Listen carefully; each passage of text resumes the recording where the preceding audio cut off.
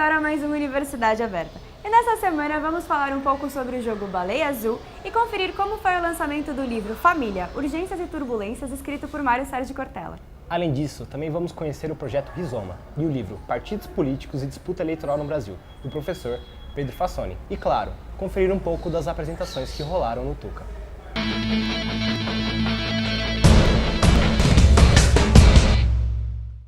A questão do suicídio sempre foi muito preocupante no Brasil. E com o surgimento do jogo russo Baleia Azul e o lançamento da série 13 Reasons Why, o assunto veio à tona e causou preocupação geral na população brasileira. Segundo a OMS, 800 mil pessoas cometem suicídio todos os anos, e para cada caso fatal, há pelo menos outras 20 tentativas fracassadas. 75% dos suicídios ocorrem em países de média e baixa renda. No Brasil, estima-se que ocorram 24 suicídios por dia. O suicídio hoje no Brasil é uma questão de saúde pública, isso é algo, anterior. Então você de novo vai e culpabiliza, não é? Um jogo ou uma série e nós de novo nos desresponsabilizamos sobre nossas questões que produzimos essa violência.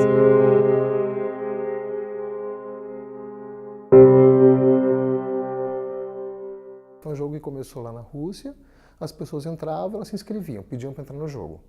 E daí quando pediam para entrar no jogo, essas pessoas recebiam como uma resposta vários dados pessoais da pessoa, endereço, dado de identificação pessoal, o nome completo dela. Então era um jeito que a pessoa conseguiria ser rastreada, conseguiria ser localizada. E tinha vários desafios, vários passos, várias tarefas para serem feitas, do tipo assistir um filme de terror 24 horas, se mutilar, então tinha várias etapas.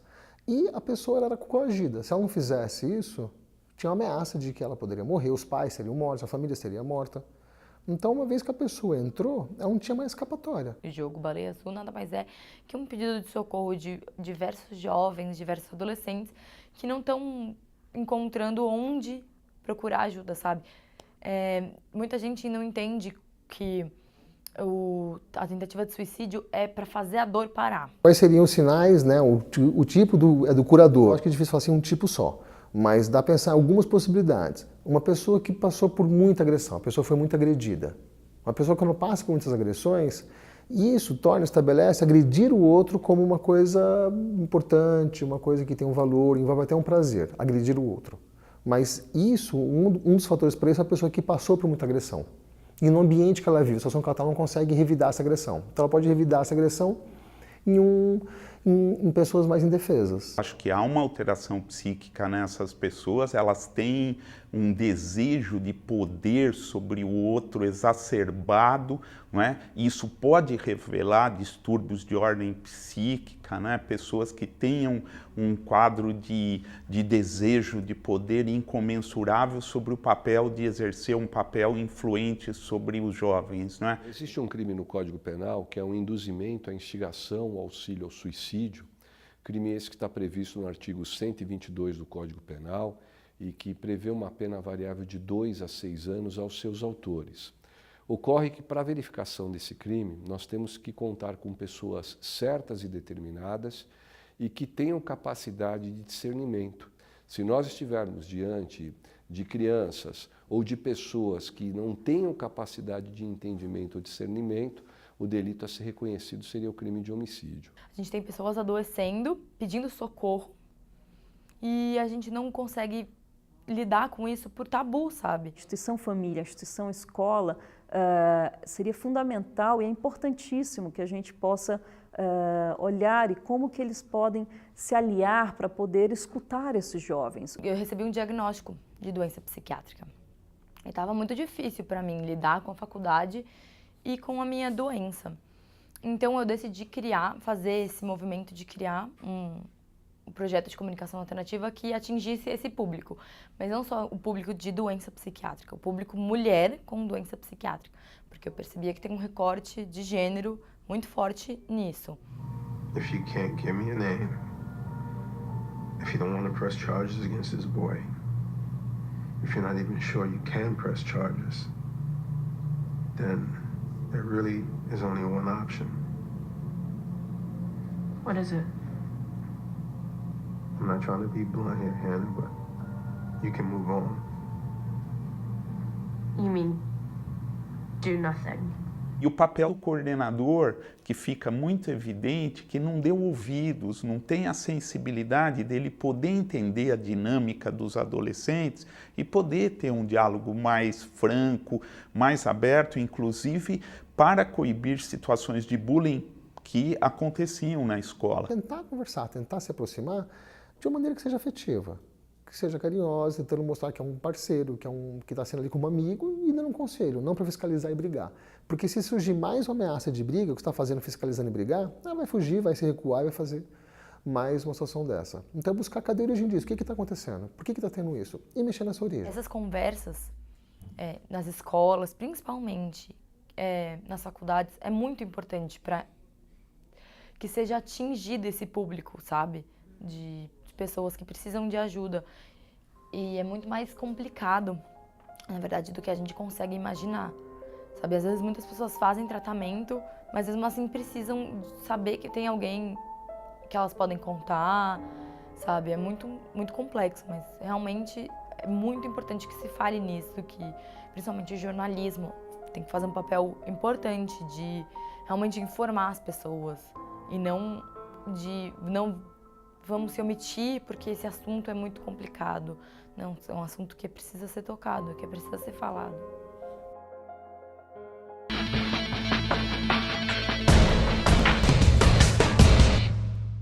Se você passar na rua Rui Barbosa, no bairro do Bexiga, encontrará o Rizoma Móvel, um ônibus que é uma livraria de editoras independentes. Como surgiu a ideia? Então, essa ideia surgiu para dar vida para as editoras independentes, que ela tem muito pouco espaço no mercado convencional. Então, o ônibus seria o gancho, fazer uma ponte entre as editoras independentes e o público leitor dessas editoras, que é um mercado que tem crescido bastante no final, muito mais que as editoras convencionais. E nesses últimos tempos a gente viu uma efervescência de publicações independentes que estão trabalhando com arte, quadrinhos, filosofia, política, muitas vezes traduzindo obras que não têm esse interesse, essa permeabilidade no grande mercado comercial, assim, não tem o interesse comercial, uma grande editora não publica. Como o ônibus funciona? Bom, o ônibus ele tem um processo bem coletivo, que essa construção é muito bonita assim, do ônibus, porque é um projeto aberto, onde pessoas podem realmente criar juntas. Aqui no Rizoma Móvel é o braço itinerante do projeto Rizoma, que é uma forma de meio ninja, né? Da gente estar em vários lugares pela cidade, pelos estados, por eventos. Eu considero um projeto muito frutífero, assim, nesse ponto. Como funciona o transporte? O transporte do ônibus, ele tem um custo, então ele, para fazer o ônibus andar, ele precisa ter no mínimo alguns dias para se fixar nesse lugar, no mínimo uma semana. Como o projeto se sustenta? O projeto sustenta porque a gente também consegue repartir de uma forma mais equânime e justa as porcentagens, diversificar 50%, por exemplo, para uma livraria que só tem uma propriedade, a gente tenta passar parte dessas porcentagens para, por exemplo, financiar logística, para pagar os livreiros. A gente trabalha assim, a Rizoma foi uma iniciativa de 3 editoras independentes que se uniram com esse propósito de se distribuir independentemente. Mas assim, a gente tem vários parceiros que foram chegando, assim, foram se agregando ao projeto, como o próprio nome diz, né? Tipo o rizoma, que é um tipo de caule que cresce horizontalmente e com raízes e galhos erráticos, assim, nada acontece de uma maneira muito burocrática. Tudo acontece de uma maneira muito orgânica, assim, muito espontânea. Quem pode fazer parte do projeto? A Rizoma está aberta às parcerias, né, desde fundações que têm interesse em levar o ônibus para lugares que sejam de interesse tanto do público quanto da fundação, pensando em ir para as periferias. E o livro pode mudar o mundo? O livro pode mudar o mundo porque ele sempre mudou, ele sempre foi a maior ferramenta de mudança. Seja o dicionário do século XVII, os iluministas, seja o Maquiavel, seja o Platão com Sócrates, seja a Bíblia, seja a Torá. O livro sempre foi a maior arma de mudança, na verdade. Eu acredito nesse potencial transformador da arte como um todo, mas eu acredito que a arte, a literatura, o livro em si, eles transformam pessoas. E pessoas transformam o mundo. Eu acredito que o livro é um registro histórico, então sempre que existe um fato, né, importante na história, ele precisa ser imortalizado. E eu acho que o livro ele imortaliza as coisas, ele deixa as coisas, as histórias eternas. Além de criar mundos, né? Eu acredito que é através do livro que a gente vai construir uma verdadeira transformação. Se você quiser saber mais informações sobre o Rizoma, entre no site www.rizomalivros.com.br, pela página do Facebook chamada Rizoma ou pelo telefone 11 982 37 3701.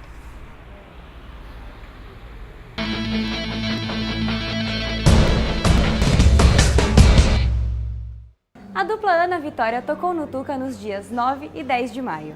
As meninas de Tocantins vieram a São Paulo para participar do projeto Sons da Nova Brasil, da Rádio Nova Brasil, que tem como objetivo trazer novos artistas nacionais para uma experiência diferenciada com o público.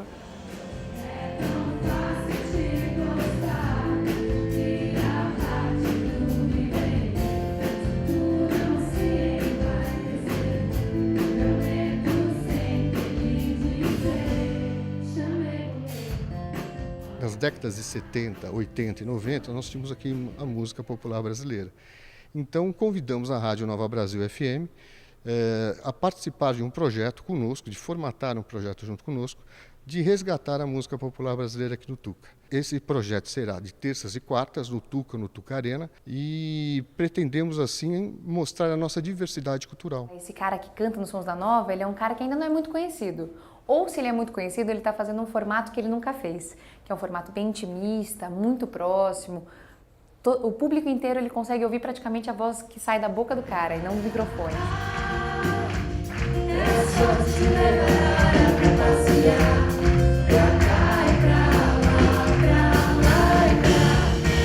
A gente trouxe pra cá o Sons da Nova Brasil, pro Tuca Arena, que foi muito diferente, assim. O formato é em arena, tem toda uma dinâmica técnica e de áudio que a gente tem que trabalhar, porque quando você está com um palco atrás e o público na frente, é muito mais fácil, né? Você tem o PA para frente e a monitoração para trás. Tecnicamente isso é muito fácil. Num palco que você tem uma arena, tudo muda.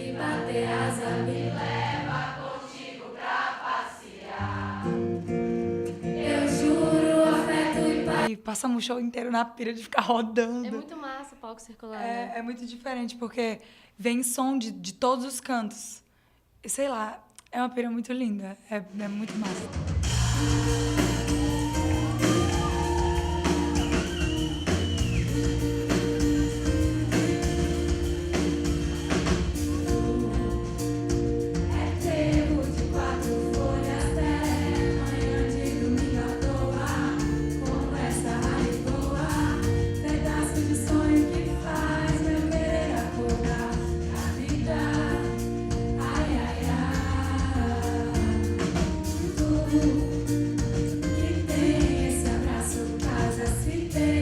A ditadura militar durou 21 anos no Brasil.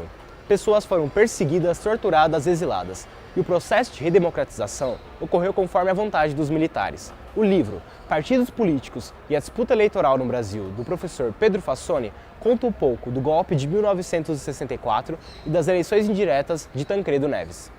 O que me levou a escrever esse livro foi a preocupação em entender o que resta da ditadura no Brasil. Procuro revelar as entranhas desse processo, né? Os bastidores, principalmente, da sucessão do ditador João Figueiredo. Dizer que foi um golpe apenas militar, né? Os militares apenas interviram porque alguém bateu na porta do quartel. Eu utilizo a expressão civil-militar, mas eu acho até mais adequado utilizar a expressão empresarial-militar. Aconteceu 2 estágios da ditadura, né?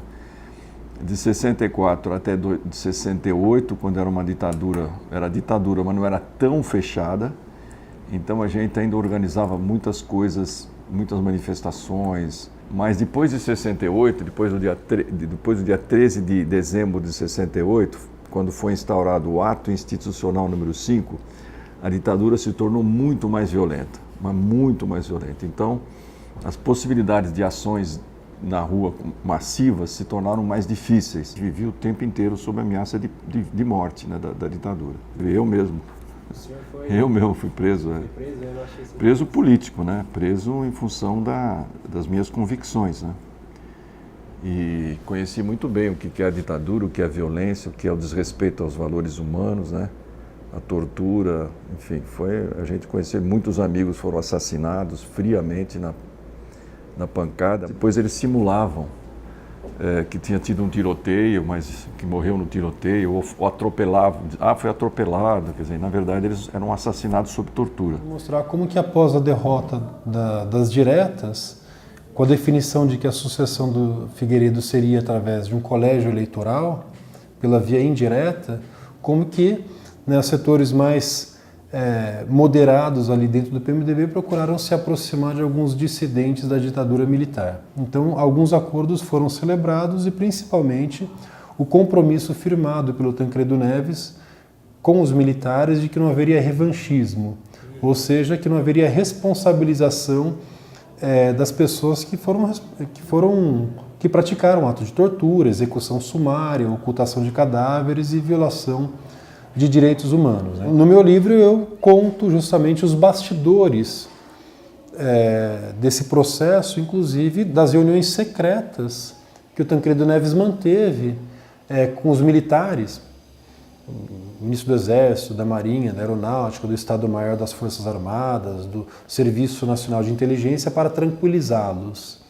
Então se reuniu, um dos principais fiadores da campanha do Tancredo Neves foi o ex-ditador Ernesto Geisel. Muitas pessoas que continuam impunes, né? Porque o crime de tortura e assassinato sob tortura é um crime de lesa humanidade. Não existe, mas anistia, deu anistia para os torturadores. Torturador é torturador. Muitos desses caciques da política, né, que foram lideranças do PDS na época da ditadura militar, continuam, né, ocupando cargos importantes, como deputados, senadores, no governo de alguns estados também. Muitos filhotes da ditadura, uma expressão que era utilizada pelo Leonel Brizola, continuam aí, né, firmes e fortes. Eu acho que as nossas dificuldades de avançar em algumas pautas que são cruciais, como, por exemplo, o tema da reforma agrária, o tema dos direitos humanos, da população LGBT, o combate na luta antirracista, eles sofrem sérios empecilhos justamente pela força que esses setores ainda têm no Estado. Tanto em 64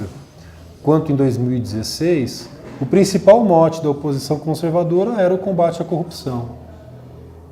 Que o governo Goulart estaria envolvido num mar de lama, de corrupção, desvio, né, e má utilização dos recursos públicos, por exemplo, denúncias que jamais foram comprovadas, inclusive, né, enquanto que eles mesmos estavam envolvidos.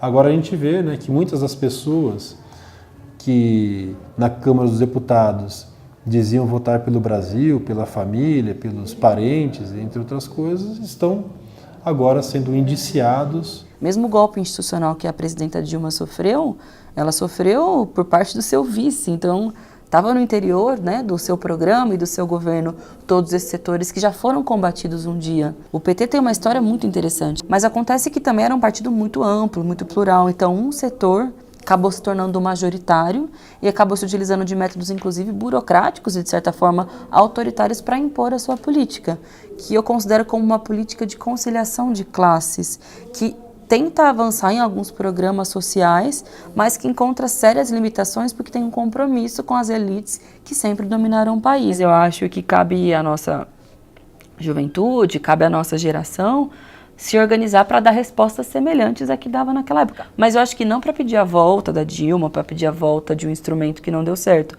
mas para a gente mesmo construir uma nova alternativa. Porque eu acho que já se provou também muito limitado esse modelo de conciliação de classes, de achar que dá para fazer unidade com golpista, que dá para fazer unidade com setores conservadores. Acho que isso já se provou falido.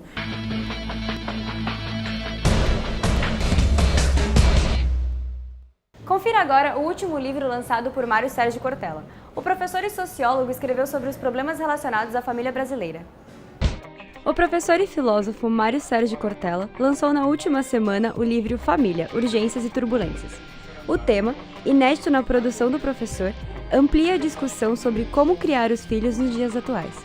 No livro eu falo um pouco sobre a escolha da escola, ou, no caso, a orientação sexual, que é uma questão muito séria entre nós, a capacidade nossa de acolhermos as múltiplas situações que temos na nossa convivência, mas, acima de tudo, quero retomar algo que vale demais e que é força da nossa percepção. O que é família? Ela é um núcleo de proteção, de cuidado, de afetividade e preciso sê-la. Sou da área de filosofia, sou educador, não sou da área de psicologia. Portanto, é muito mais uma visão de alguém que está preocupado com o fato de que algumas famílias estão se dilacerando, quebrando a estrutura como um ninho afetivo, uma estrutura de proteção, uma condição de cuidado que seja mais elevada, especialmente na formação das novas gerações. Não para a gente voltar ao passado, que isso seria tolo, mas para a gente não deixar lá atrás aquilo que tem que ser trazido para agora, que é respeito, afetividade, convivência, a disciplina, tudo aquilo que ajuda a ter uma vida que não se banalize. Por isso, a importância é não deixar escorrer aquilo que é a proteção do futuro. O professor e filósofo Mário Sérgio Cortella em breve lançará 2 outros livros. Um deles é algo que está ligado à formação do jovem hoje, chama-se Filosofia e Eu com Isso, que é uma tentativa, claro, mais nítida de fazer com que o jovem, a jovem, tenha uma inclinação também para a reflexão filosófica, coisa que muitos já têm. Um outro livro, que sairá mais ao final do ano, ele se chamará A Sorte Segue a Coragem. Isto é, a capacidade de aproveitar a oportunidade quando ela vem, de maneira competente, estruturada, ordenada, mas não deixar passar a hora, quase que dizendo, a hora é agora.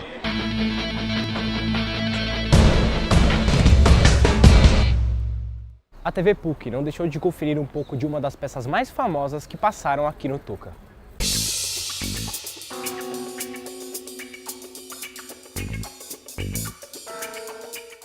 Olá, estamos aqui em mais um Tuca em Cena para mostrar para vocês os bastidores de mais uma peça daqui do Tuca. Escrita por Dário Fo, a peça Morte Ocidental de um Anarquista já foi interpretada pelo mundo todo, inclusive por Antônio Fagundes na década de 80. Neste ano, ela esteve em cartaz aqui no Tuca, Teatro da Pontifícia Universidade Católica de São Paulo.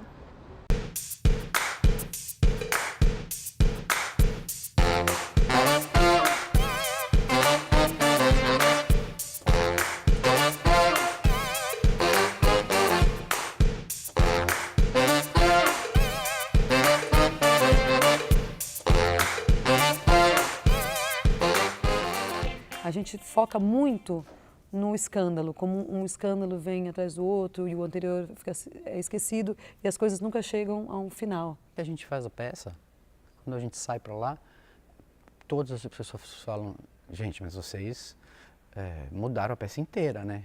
Por quê? Porque ela é o Brasil. Aí eu falei, infelizmente a gente não mudou nada, é o Brasil. Mas todos os países se identificam. Cada país se relaciona com ela de uma maneira. O Brasil se relacionou na época da ditadura, a montagem do Fagundes, que fez enorme sucesso, ficou 5, 6 anos em cartaz. E agora a gente está tendo essa oportunidade também com a nossa realidade, com os dias de hoje, pegando a última tradução.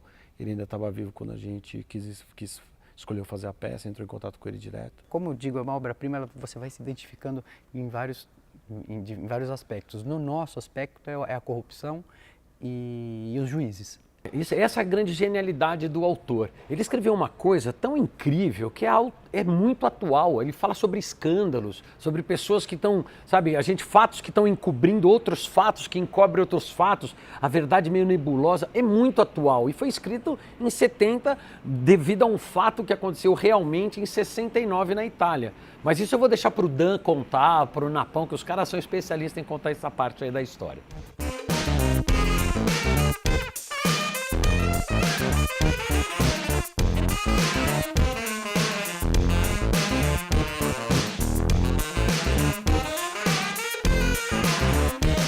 O Morte Ocidental do Anarquista foi escrita pelo Dario Fo em 1970, um ano depois dos fatos ocorridos em 1969, quando num dia teve 4 atentados na Itália, no mesmo dia 4 atentados à bomba. E aí eles foram para o mais fácil, a polícia pegou uns anarquistas que tinham ali, prenderam os anarquistas, entrevistaram, torturaram sem ninguém saber, mas todo mundo já sabia, e um deles se jogou da janela do 4º andar da delegacia e morreu. Eles diziam que essa morte tinha sido um suicídio, que o anarquista não conseguiu suportar o interrogatório e se jogou. E a população achava que ele foi jogado. Aí abre-se uma investigação, tem uma jornalista, que é o meu personagem, que investiga o caso, tudo, mas a polícia abafa o caso, tá. Então a peça pega a partir daí. E aí o Dario Fo, que é um autor muito inteligente, muito vivo, ele falou, vou escrever uma peça sobre isso, sobre essa história, só que a explicação que os policiais deram era tão absurda que ele falou, não dá para fazer uma peça séria, tem que ser uma comédia. Isso aqui é um presente, quando você ganha, depois de tanto tempo de carreira, você ganha um presente de fazer Dario Fo, usar as palavras que ele usa, o texto é brilhante. Acho que qualquer ator brasileiro que estudar um pouco a história do teatro, vai se deparar com o Tuca, porque ele tem uma importância histórica, uma importância política, uma importância fundamental na nossa história, das pessoas que passaram aqui, os shows que a gente teve aqui, quando você olha o livro, né, que foi feito agora, o documentário, né, cara, os 50 anos do Tuca recentes, é muita gente talentosa, é uma honra enorme se subir no mesmo palco que tanta gente legal.